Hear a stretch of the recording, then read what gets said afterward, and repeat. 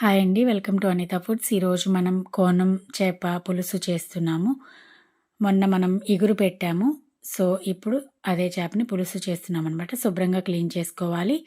తర్వాత ఇలాగ ఉప్పు, పసుపు, కారం వేసేసి మొత్తం మ్యారినేట్ చేసుకొని పక్కన పెట్టేసుకోవాలి. ఇప్పుడు ఉల్లిపాయ, టమోటా, పచ్చిమిర్చి తీసుకొని ఇలాగ సన్నగా ముక్కలుగా కట్ చేసుకోవాలి.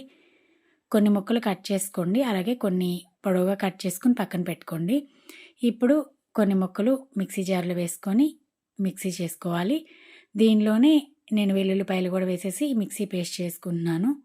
సో, ఇలా పేస్ట్ చేసేసుకున్న తర్వాత స్టవ్ ఆన్ చేసి స్టవ్ మీద కడాయి పెట్టేసి 2 స్పూన్ల ఆయిల్ వేసేసుకొని అది హీట్ ఎక్కిన తర్వాత ఈ ఆనియన్ పేస్ట్ వేసేసుకొని కొద్దిగా ఉప్పు, పసుపు వేసుకొని ఒక్క నిమిషం వేగనివ్వాలి.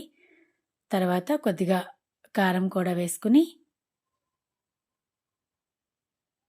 కొద్దిగా వేపేసిన తర్వాత పొడవుగా కట్ చేసుకున్న ఆనియన్స్ వేసుకోవాలి.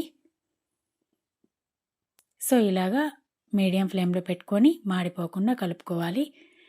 ఇప్పుడు పులుసు కోసం చింతపండు కొద్దిగా నీళ్ళు నానబెట్టుకుని ఒక అరగంట పక్కన పెట్టుకుంటే నానిపోతుంది. తర్వాత దాన్నంతా రసం పిండుకొని దీనిలో వేసేసుకోవాలి. వేసేసిన తర్వాత కొద్దిగా ధనియాలు, జీలకర్ర పొడి వేసుకొని కొద్దిగా కొత్తిమీర వేసేసుకొని పులుసు బాగా మరగనివ్వాలి. మరిగిన తర్వాత ముందుగా మ్యారినేట్ చేసుకుని పక్కన పెట్టుకున్న చేప ముక్కలు కూడా వేసుకొని ఒక 10 నిమిషాలు ఉడకనివ్వాలి.